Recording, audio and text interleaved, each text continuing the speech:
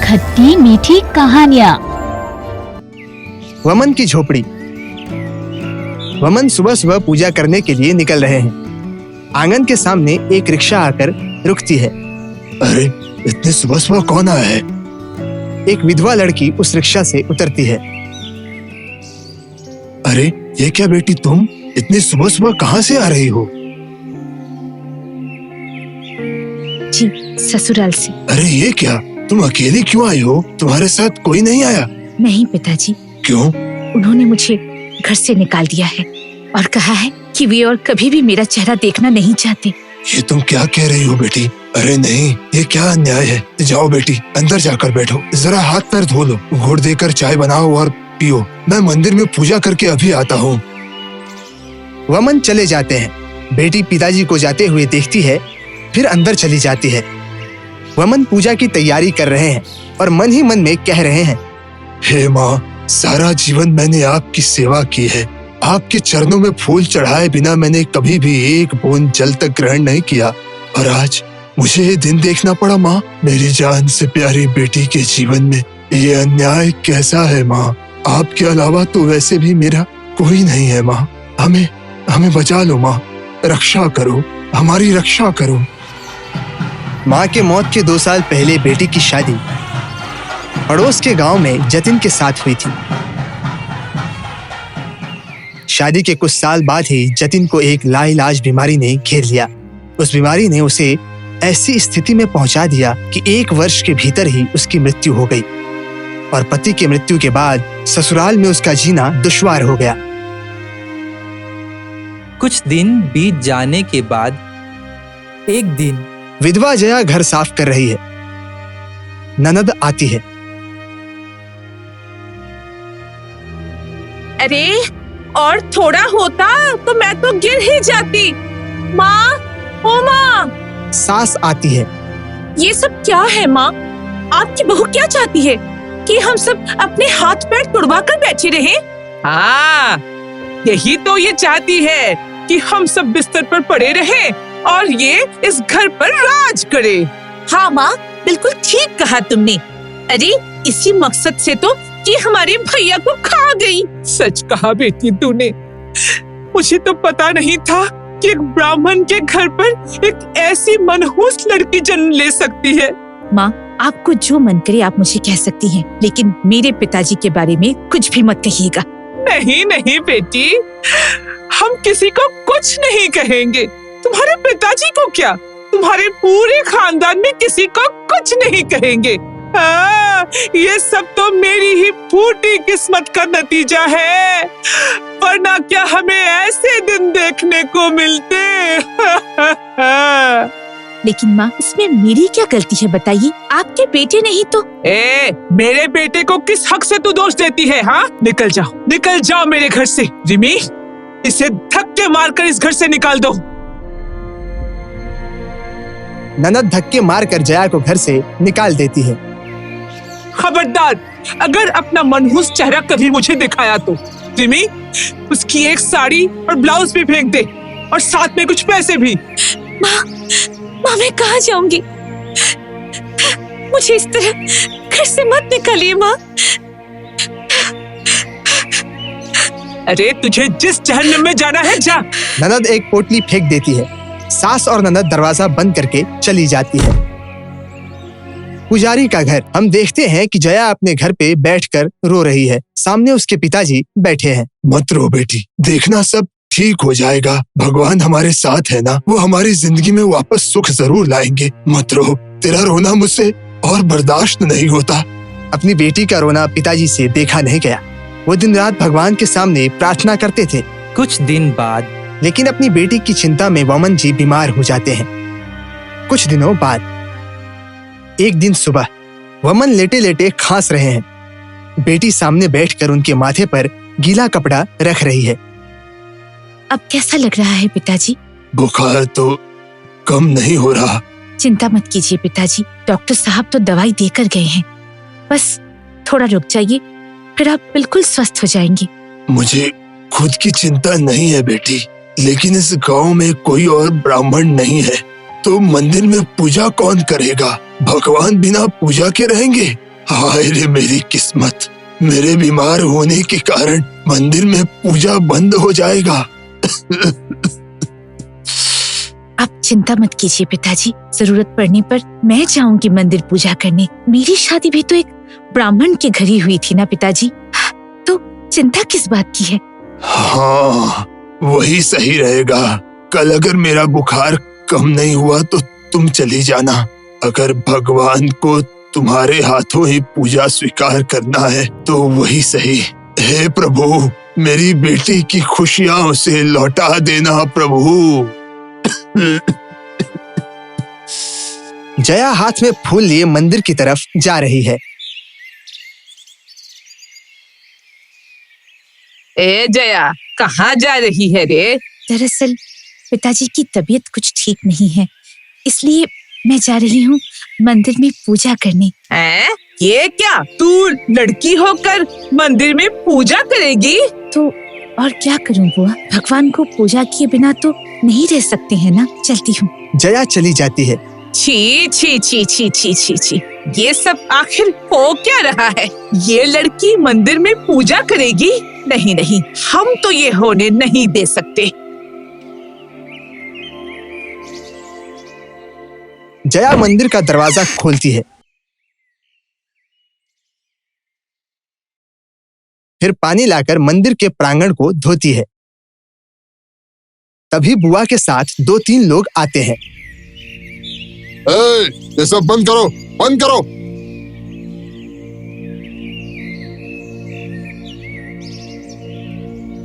ये मंदिर इस गांव का सबसे पुराना मंदिर है। इस मंदिर की पूजा के लिए ब्राह्मण की जरूरत है, ब्राह्मणी की नहीं। आप ऐसा क्यों कह रहे हैं चाचा? पिताजी बीमार हैं, वो बिस्तर से उठ नहीं पा रहे हैं, तभी तो मैं पूजा करने आई हूँ। लेकिन तुम्हारे चाहने से नहीं होगा। हमारे गांव की देवी का प्रकोप बहुत भयंकर है। अगर तुम्हारी पूजा से वो क्रोधित हो जाए और गांव पर सजा के तौर पर आफत आ जाए तो ऐसे में हमारी रक्षा कौन करेगा? मैं इसलिए तो पूजा करने आई हूँ ताकि देवी को बिना पूजा के रहना ना पड़े और वो क्रोधित होकर गांव पर अपना प्रकोप न दिखाएं। तुम अब इस गांव की कुछ नहीं लगती। जब तक इस मंदिर के लिए कोई पुजारी नहीं मिल जाता तब तक ये मंदिर बंद रहेगा और अभी इस दरवाजे को बंद कर दिया जाएगा। लेकिन पूजा नहीं करने से और भी बड़ी विपत्ति हो सकती है। तुझे इतना कहने की कोई जरूरत नहीं है। अरे तू क्या इस गांव की भलाई हमसे ज्यादा समझती है? हाँ, बेशरम लड़की कहीं की। जा, दरवाजा बंद कर। जया चुपचाप खड़ी होकर देखती रहती है। क्या हुआ? बात सुनाई नहीं दे रहा है क्या तुझे? जया धीरे से दरवाजा बंद करके चली जाती है।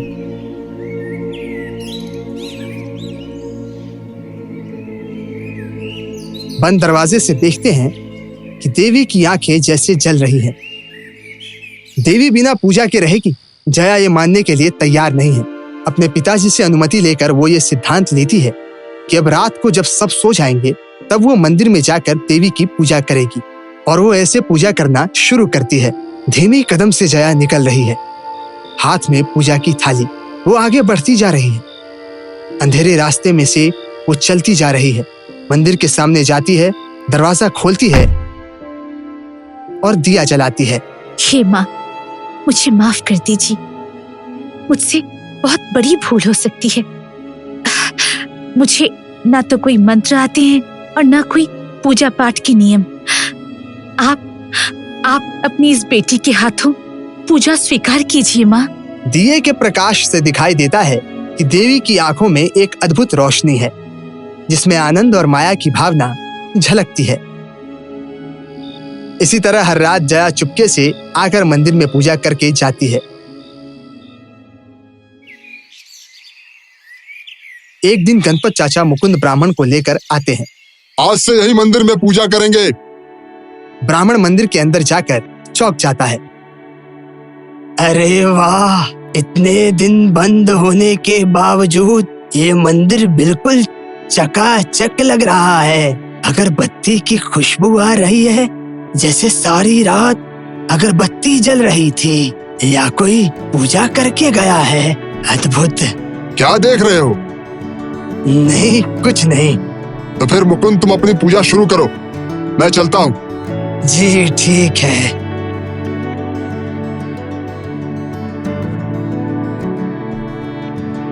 आपकी आराधना करने की जिम्मेदारी आज से मैं ले रहा हूँ। मुझे आशीर्वाद दीजिए ताकि मैं संपूर्ण रूप से आपकी सेवा कर पाऊँ। मुकुंद पूजा करना शुरू करता है। मुकुंद सोया है, पास में उसकी पत्नी है। अचानक उसके सपने में वही देवी आती है। सुनो, वो मंदिर मेरा है। बहुत समय से मैं उस मंदिर में वास कर रही हूँ। मैं तुम्हारी पूजा से असंतुष्ट नहीं हूँ, लेकिन मैं चाहती हूँ इस मंदिर में मेरी पूजा सिर्फ जया करे। हर रात उसकी पूजा से ही मेरा मन संतुष्ट रहता है। इसलिए मेरा आदेश है कि आज से कोई भी पुरुष नहीं बल्कि नारी ही मेरी पूजा करेगी। और अभी वो नारी है जया, और जया के बाद इस गांव की कोई नारी ही मेरी पुजारिन बनेगी। ध्यान रखना कि मेरी बातों का उल्लंघन कभी न हो, नहीं तो इस गांव में भयंकर महामारी छा जाएगी। मुकुंद छटपटाकर नींद से उठ जाता है। उनको उठते हुए देख उनकी पत्नी भी जाग जाती है। अरे क्या हुआ? आप ऐसे डरकर क्यों उठ गए? मुझे पानी दो, पानी। पत्नी उठकर एक गिलास पानी मुकुंद को देती है। मुकुंद पानी पीकर शांत होकर कहता है, सुनो, सतपुरा गांव के मंदिर में आज पूजा करने गया था। हाँ, वो तो मुझे पता है। और सपने में मुझे देवी ने आदेश दिया है।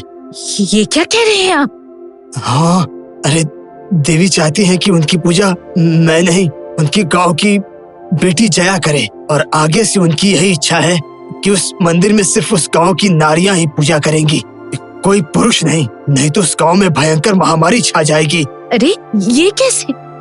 सुबह होती है, पक्षियों के चहचहाने की आवाज आती है। मुझे अभी इसी वक्त उस गांव में जाकर इस संदेश को पहुंचाना चाहिए। मुकुंद जल्दी से वहां से निकल जाता है। गणपत, मुकुंद, बुआ और बाकी सब गांव वाले भी खड़े हैं। ब्राह्मण जी, ब्राह्मण जी! पिताजी को लेकर जया बाहर आती है। मुझे माफ कर दो बेटी, तुम्हारे सिवाय गांव में होने वाली महामारी को कोई और नहीं रोक सकता। क्या बात है चाचा? अरे देवी माँ ने मुकुंद के सपने में आकर कहा है कि तुम्हारे सिवाय और कोई भी उस मंदिर में जाकर पूजा नहीं कर सकता। अरे बेटा, देवी माँ तुम्हारी पूजा से बहुत संतुष्ट हुई है। अगर तुमने पूजा नहीं किया तो ग्राम देवी इस गांव में महामारी ला देंगी। यही देवी का आदेश है। देवी ने ये आदेश भी दिया है कि जया के बाद भी इस मंदिर की पूजा कोई नारी ही करेगी। मुझे माफ कर दे जया बेटी, वरना मुझ पर देवी का प्रकोप पड़ेगा। नहीं नहीं बुआ, कुछ नहीं होगा। ये गांव मेरा जन्म स्थान है। मैं इस गांव में कोई भी मुसीबत आने नहीं दूंगी। मैं आज से ही देवी की पूजा करूंगी। जय देवी माँ की, देवी माँ की जय हो। और उस दिन से ही मंदिर में पुजारिन की पूजा चली आ रही है। वो मंदिर आज भी है। आज लोग सतपुरा गांव में जाकर देख सकते हैं कि आज भी उस मंदिर में देवी की पूजा कोई ना कोई नारी ही कर रही है।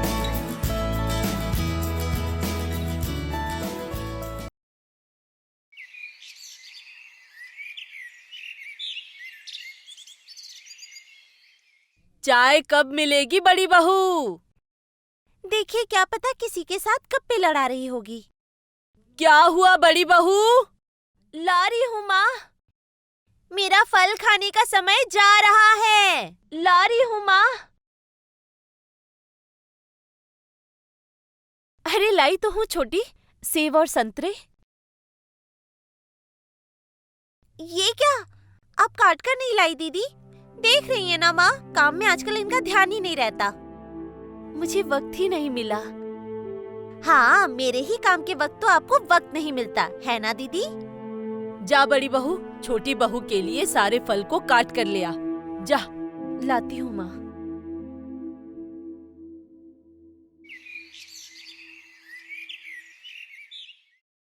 दीदी, दीदी, इस साड़ी को जरा आयरन कर दो ना।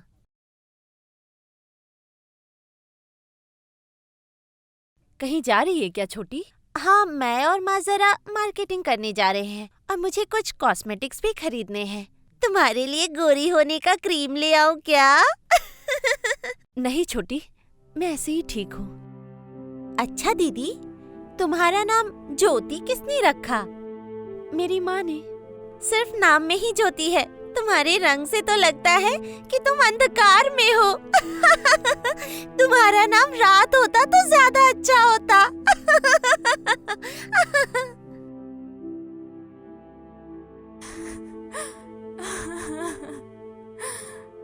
क्या हुआ है? क्यों रो रही हो? कुछ नहीं।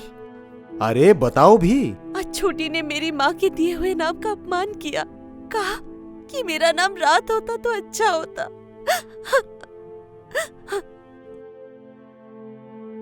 उनकी बातें क्यों सुनती हो? उधर ध्यान ही मत दो। तुम मेरी ज्योति हो, ये बातें वे नहीं जानते हैं। माँ, माँ, जल्दी आइए। क्या हुआ बहू? ये देखिए, अखबार में विज्ञापन आया है। गृहस्थ महिलाओं के लिए सुंदरी प्रतियोगिता का आयोजन हो रहा है। जो जीतेगा उसे सोने का मेडल मिलेगा और अन्य बहुत सारे पुरस्कार भी। मैं अपना नाम दे दूं माँ? जरूर दे दे। तेरा ये चमकदार चेहरा, ये गोरा रंग, तू नाम नहीं देगी तो कौन देगा? हाँ ठीक है माँ, तब फॉर्म भर के जमा दे देती हूँ।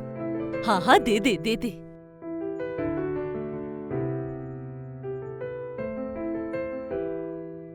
अरे छोटी, तू ये कागज क्यों काट रही है? सुंदरी प्रतियोगिता में नाम देने के लिए। तुम भी नाम दोगी दीदी? मैं? अरे इसमें तो एक ही फॉर्म है, तब तो इस बार तुम अपना नाम नहीं दे पाओगी। अरे दीदी, कहाँ जा रही हो? रसोई में। अच्छा तो मेरे लिए जरा गर्म पानी ले आओ ना, मुझे मेडिक्योर करना है।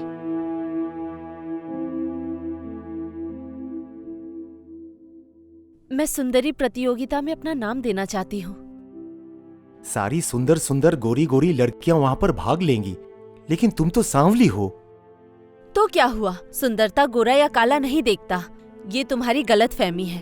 तुम कल ही बाजार जाकर आज का अखबार ले आना। ठीक है, ला दूंगा। अरे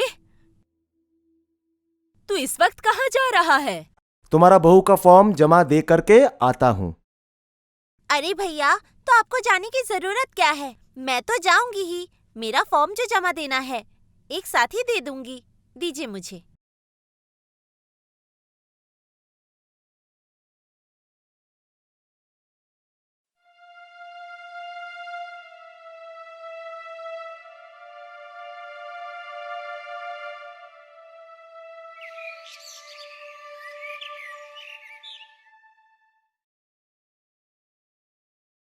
इसके बाद मेरे बालों को भी रंग देना, ठीक है?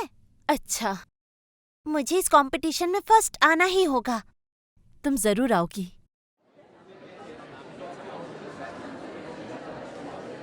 जिन जिन लोगों ने प्रतियोगिता में भाग लिया है, उन लोगों को कृपया लाइन बनाकर सामने आने के लिए कहा जा रहा है।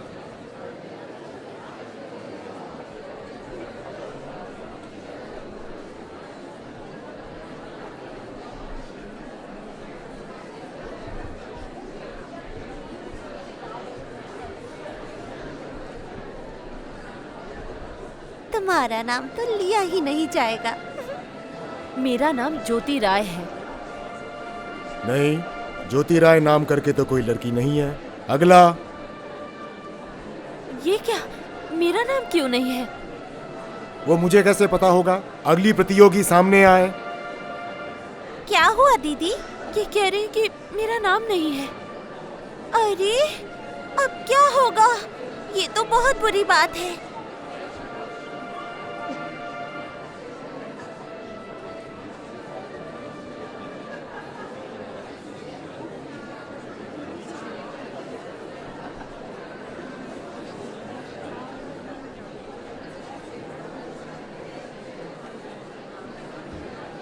लीजिए, इस फॉर्म को भरकर अभी जमा दीजिए। अभी हो जाएगा? देखते हैं।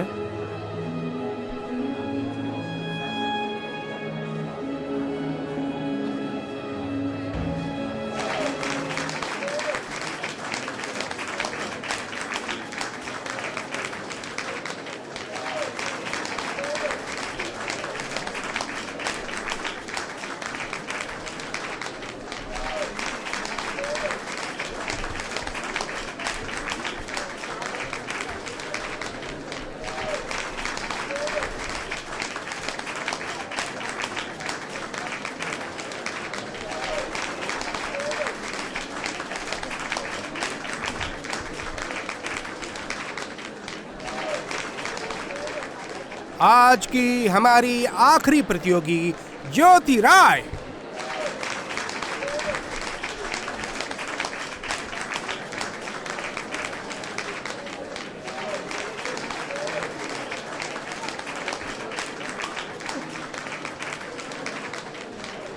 आज की प्रतियोगिता समाप्त।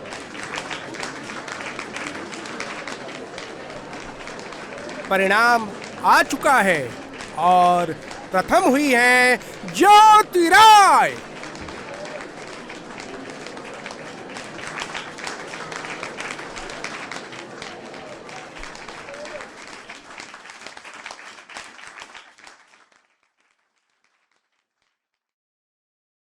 माँ, आप लोग दूर क्यों खड़ी हैं? इधर आइए। छोटी, इधर आ। चलिए घर चलते हैं। आप मॉडल बनेंगी, बहुत पैसे मिलेंगे। नहीं, मैं घर की बहू हूँ, घर पर ही रहना चाहती हूँ। आपका प्रेरक कौन है? मेरी सासू माँ, मेरे पति जानते हैं कि मैं काली हूँ और इस बात का एहसास उन्होंने मुझे बार बार दिलवाया। आज इसी वजह से मैं खुद अपने आप में ये चैलेंज ले पाई हूँ। मेरी सासू माँ ने मुझे यही सिखाया है कि कैसे मैं घर की एक आदर्श बहू बन सकती हूँ और किस तरह सभी के साथ मिलकर रहना चाहिए। आज अगर मैं घर की बहू ना होती तो इस रूप में सज धज कर मैं आप लोगों के सामने कैसे खड़ी हो पाती। मुझे माफ कर दे बहू, मुझसे गलती हो गई। छी माँ, आप ऐसा मत कहिए। दीदी, मुझे अपने रूप रंग पर बहुत अहंकार था। मैं तुमसे माफी मांगती हूँ। तुम काली हो तो भी तुम बहुत सुंदर हो। धत पगली, तू भी तो बहुत सुंदर है। सभी अपने आप में ही सुंदर होते हैं। चल गाड़ी में बैठ। आइए माँ।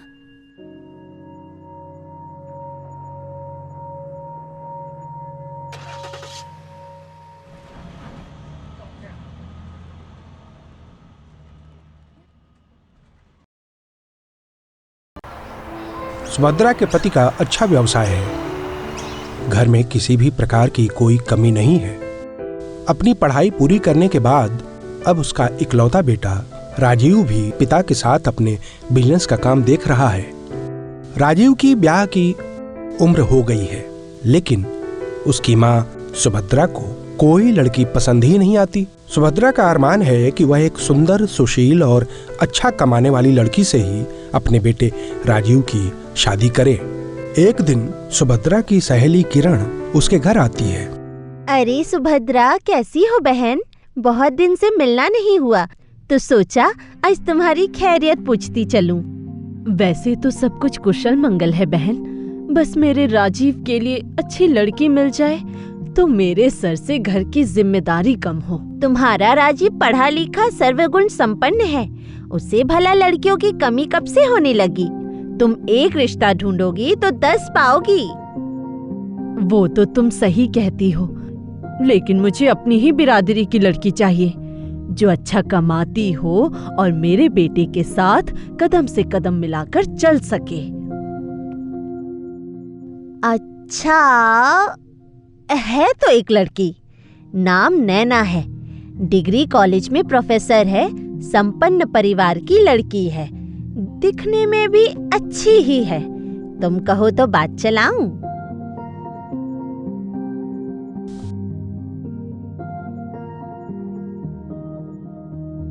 अपनी सहेली की बात सुनकर सुभद्रा झटपट नैना के परिवार से मिलने को राजी हो जाती है।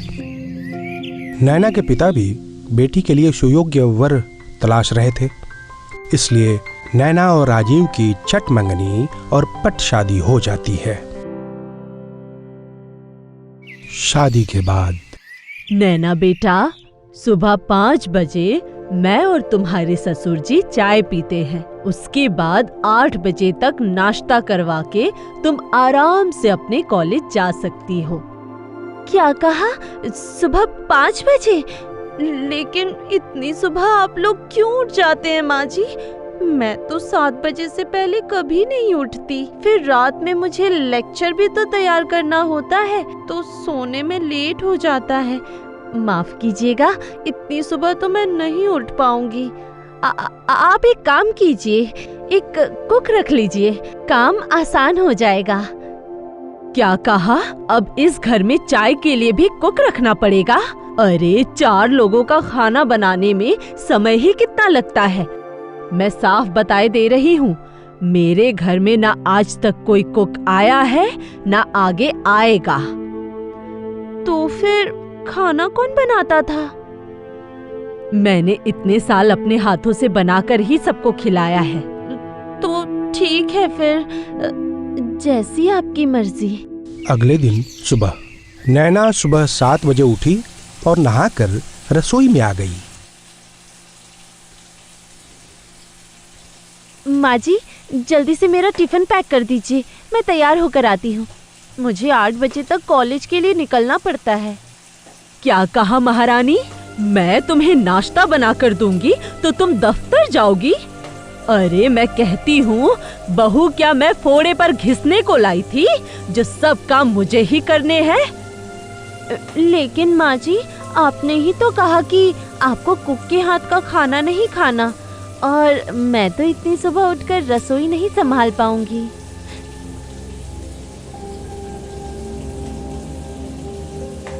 देख रहा है राजीव, तेरी बीवी ने आते ही रंग दिखाने शुरू कर दिए। कहती है वो रसोई में काम नहीं करेगी। डोली से उतरे 2 दिन हुए नहीं और मुझ पर हुक्म चलाकर कहती है कि मैं उसका टिफिन बना दूं। हाय हाय, क्या इसी दिन के लिए लोग बेटे को पाल पोस कर बड़ा करते हैं कि कल को बहू आए तो उसकी चाकरी करनी पड़े? माँ, क्यों बात का बतंगड़ बना रही हैं? वो अच्छा कमाती है, एक कुक अफोर्ड कर सकती है, तो क्यों आप उससे ये सब कराना चाहती हैं? बेटे की बात सुनकर सुभद्रा को और भी अधिक क्रोध आ जाता है। राम राम राम, ना जाने क्या मंत्र फूंक दिया है मेरे बेटे पर। 2 दिन में बीवी की हाँ में हाँ मिलाने लगा है। इनसे तो अब कुछ भी कहना अपनी इज्जत खोने वाली बात है। अब तो रोज ही सुभद्रा और नैना की घर के काम को लेकर जिक-जिक होने लगी। सुभद्रा नौकर रखने को तैयार नहीं थी और नैना को घर और बाहर दोनों जगह पिसना किसी भी हाल में मंजूर नहीं था। यूं ही समय बीत रहा था। अचानक न जाने क्या हुआ, राजीव और उसके पिता का सारा बिजनेस ठप हो गया। अब तो घर चलाने के लिए भी वे सब नैना की तनख्वाह पर निर्भर हो गए थे। एक दिन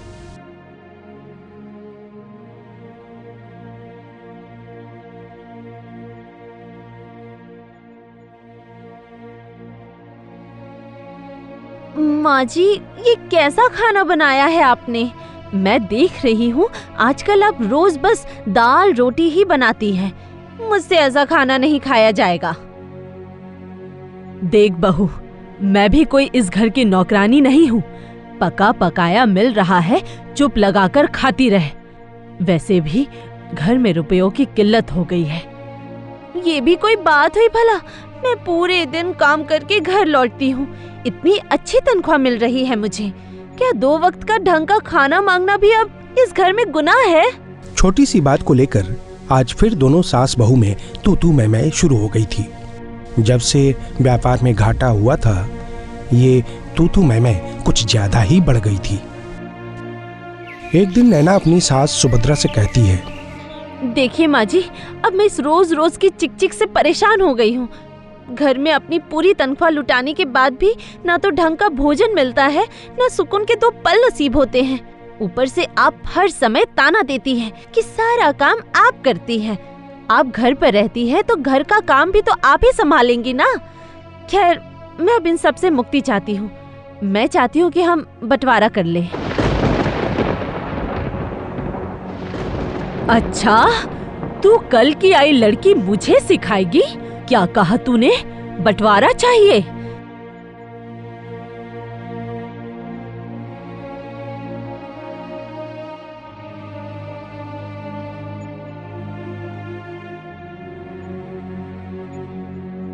ये ले, हो गया बंटवारा। 4 दिन में अकल ठिकाने ना आई तो मेरा नाम भी सुभद्रा नहीं। इतना कहकर सुभद्रा ने आंगन के बीचों बीच से एक लाइन खींच दी। अच्छा हुआ जान छूटी, अब मैं अपनी मर्जी की मालिक हूँ। अपनी तनख्वाह को जैसे चाहूँ वैसे खर्च करूँगी, जो जी में आएगा वो खाऊंगी। ठीक है ना? जब 4 दिन खुद से घर गृहस्थी संभालेगी तो अपने आप अकल ठिकाने आ जाएगी। मुझे भी घर गृहस्थी के कामों से थोड़ा छुटकारा मिलेगा। मैं ही क्यों नौकरानी बनकर पिसती रहूं।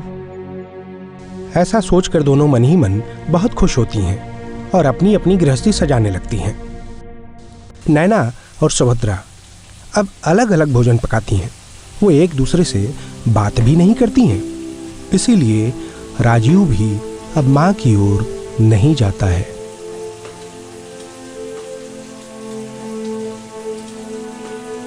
शुरू में कुछ दिन सब कुछ ठीक ठाक चलता है, लेकिन कुछ दिन बाद उफ, क्या मुसीबत है।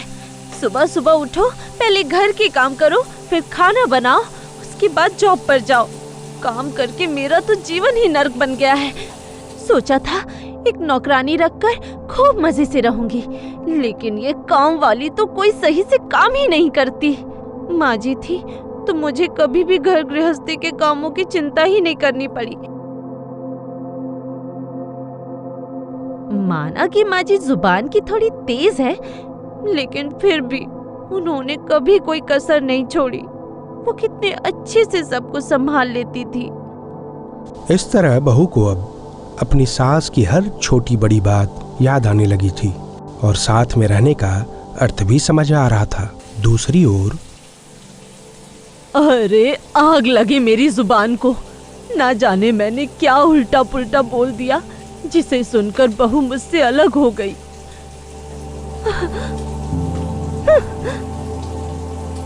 मैं ही तो उसे दिन रात ताने देती थी। अलग ना होती तो क्या करती। अब ये भी कोई जीवन है? चुपचाप 2 रोटी बनाओ और अकेले बैठकर खा लो। बेटे से भी कभी प्यार से भोजन करने के लिए नहीं पूछ सकती। ऊपर से जब से व्यापार में घाटा हुआ है, घर का खर्चा चलाने के लिए भी नाक को चने चबाने पड़ रहे हैं। बहू कमा कर लाती थी तो घर कितने अच्छे से चल रहा था। मुझे 2-4 काम ही तो करने पड़ते थे। काम तो मैं अब भी कर रही हूँ। काश कि मैंने ये बंटवारा न किया होता तो हम सब एक दूसरे के सुख दुख के साथ ही होते। बहू तो बच्ची है, मैं तो समझदार थी। मैंने भी कौन सी समझदारी दिखाई। हाँ।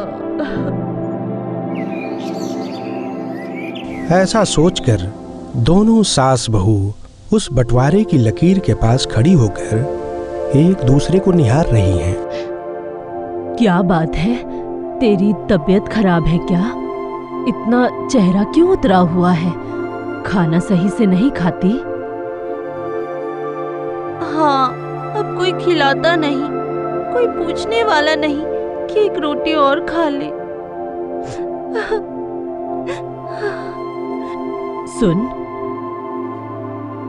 मैंने गोंद के लड्डू बनाए हैं, तुझे पसंद है ना? लेकिन आपको और पापा जी को तो घी खाना मना है। आपने लड्डू क्यों बनाए? अपने लिए नहीं बनाए। सच माँ जी? मैंने कितने दिनों से भरपेट भोजन नहीं किया, खिलाइए ना। सुभद्रा दौड़कर लड्डू का डब्बा बहू को थमा देती है।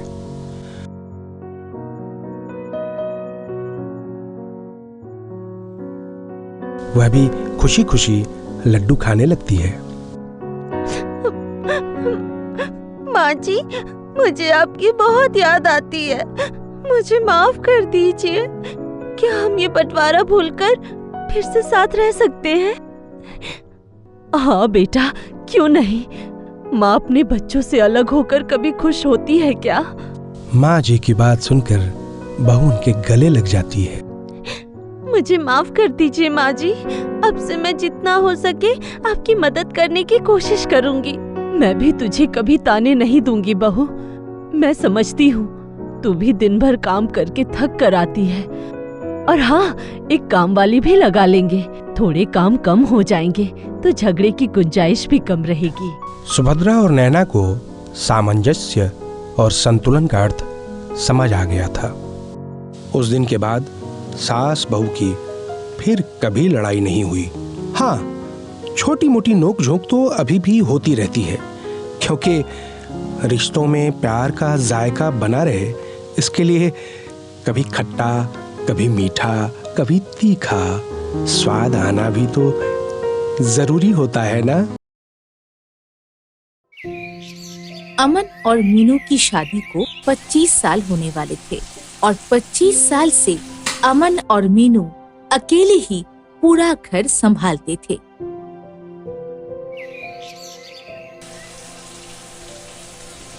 आज माँ जी के लिए नया चश्मा लाना है और फिर देव के कॉलेज भी जाना है। ओह, आज तो रेखा का जन्मदिन भी है। सब कुछ जल्दी जल्दी कर लेती हूँ। मीनू, मीनू। हाँ, आई।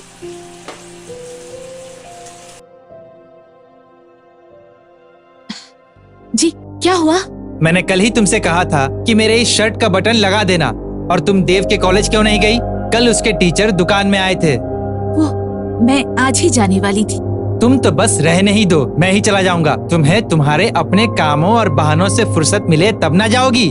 मीनू उदास हो जाती है। मुझे माफ कर दीजिए, दरअसल घर के कामों में उलझकर समय ही नहीं मिल पाता। हाँ हाँ, जैसे मैं तो दिन भर बैठकर बस मक्खियाँ मारता रहता हूँ। मेरा वो मतलब नहीं था। तुम अपने इन मतलबों को अपने पास ही रखो, मुझे दुकान जाना है।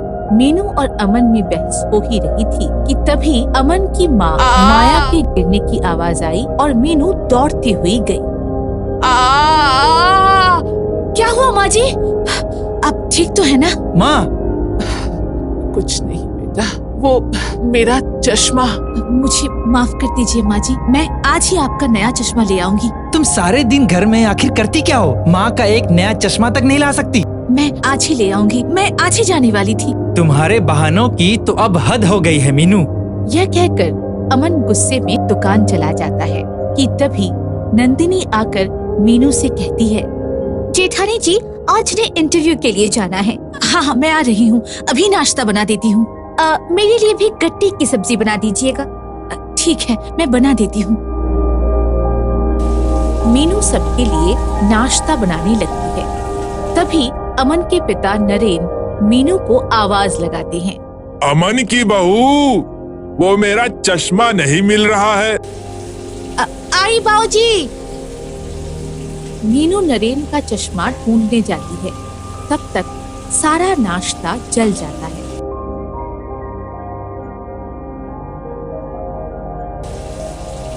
हे भगवान! मीनू नंदिनी की आवाज सुनकर दौड़ती हुई रसोई घर की तरफ आती है।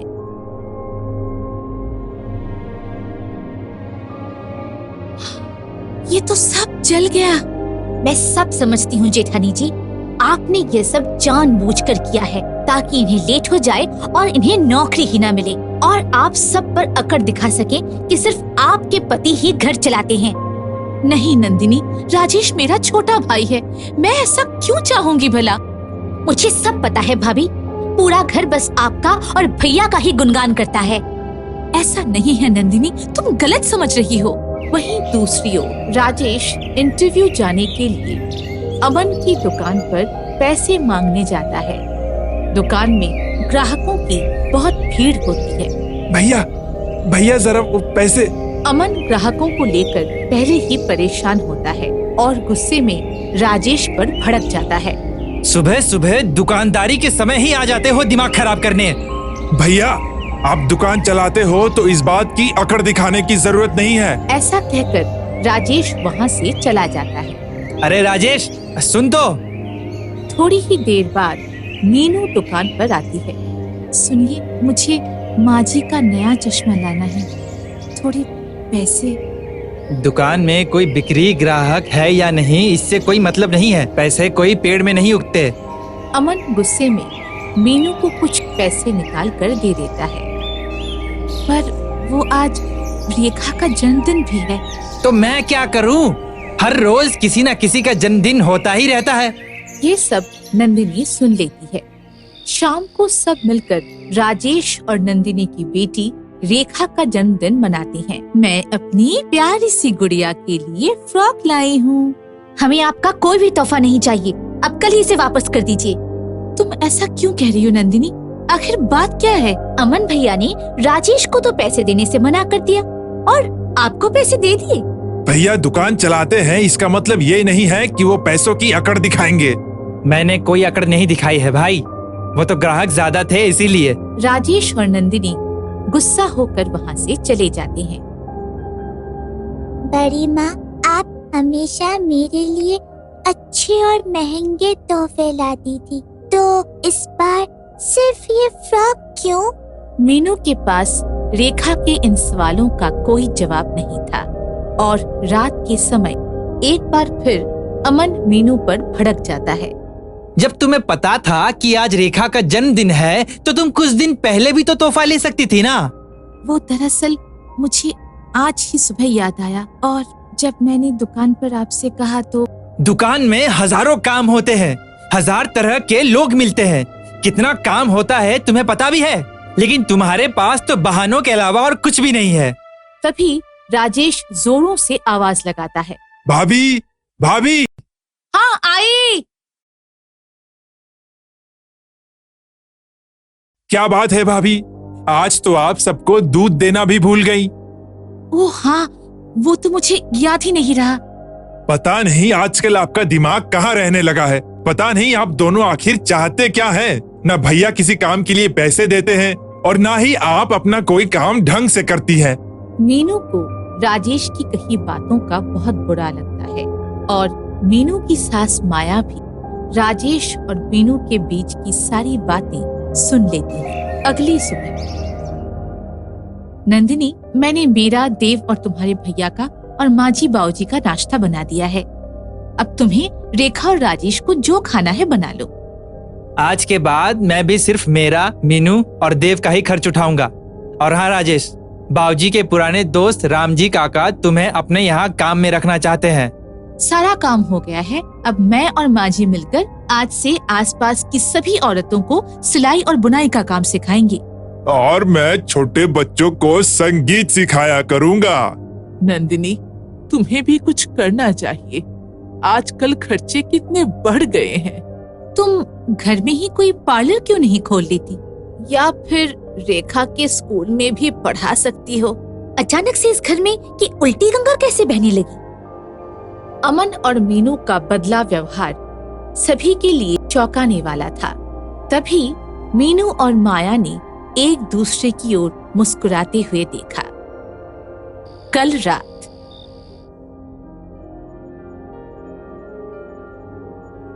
माजी, बाऊजी, दूध। ये दूध अपने और अमन के लिए ले जा रही हो? जी माजी। ऐसा करो, अमन को यहाँ बुला लाओ। क्या बात है बाऊजी?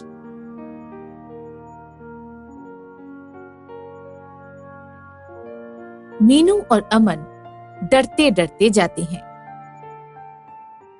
बहू, अब दरवाजा बंद कर दो। क्या हुआ माँ, बाऊजी सब ठीक तो है ना? हाँ, सब ठीक है, बस तुम दोनों हमारी बातें जरा ध्यान से सुनो। देखो, रिश्ता एक अनोखा बंधन होता है, पर जब सारा बोझ एक के ही कंधे पर पड़ने लगे तो ये बंधन जंजीर बनने लगता है। आज के इस युग में खर्चों की कोई सीमा नहीं है, और ऐसे में जब एक ही इंसान सबका खर्च उठाएगा या सबके लिए काम करेगा तो उसे एक वक्त के बाद चिड़चिड़ापन आना लाजमी है। बेटा, जीवन में बदलाव की जरूरत हर किसी को होती है, और ऐसा करके तुम दोनों रिश्ते संभालने के बजाय रिश्तों को अपाहिज बना रहे हो। और इसका सीधा असर तुम्हारे अपने ही रिश्ते पर पड़ रहा है। तुम हर रोज बहू पर चिल्लाते रहते हो। शायद तुम दोनों भूल गए हो कि आज से 25 साल पहले तुम दोनों की लव मैरिज हुई थी। याद करो, क्या तब भी तुम दोनों ऐसे ही थे? ऐसा तो हमने कभी सोचा ही नहीं। अरे तो अब सोचना शुरू करो। शुक्रिया माजी, बाऊजी, आप दोनों की यह अनमोल सीख मेरी आने वाली 25वीं सालगिरह का सबसे सुंदर और कीमती उपहार है। अमन को भी अपनी गलतियों का एहसास हो जाता है। मुझे माफ कर दो मीनू। आप भी मुझे माफ कर दीजिए। उस दिन से सब अपनी अपनी जिम्मेदारियां उठाने और समझने लगे और मिलजुल कर खुश रहने लगे।